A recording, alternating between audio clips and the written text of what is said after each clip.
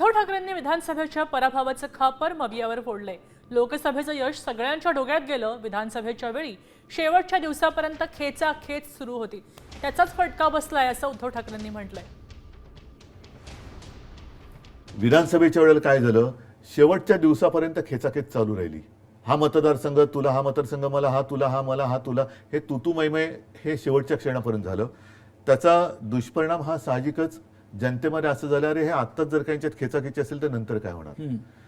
आणखीन एक महत्त्वाचा विषय असा झाला की लोकसभेच्या वेळेला मी प्रचार सुरू केला होता साधारणतः फेब्रुवारीत।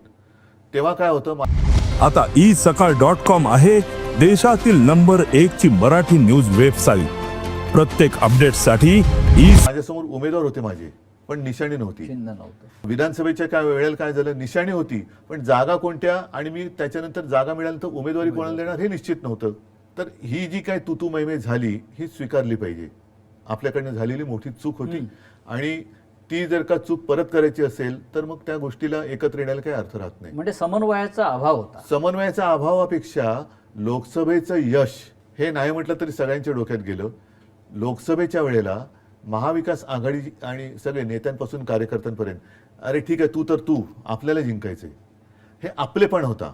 विधानसभेला नाही मला जिंकायचंय, हा आपल्यातून मीपणा जेव्हा आला तेव्हा पराभव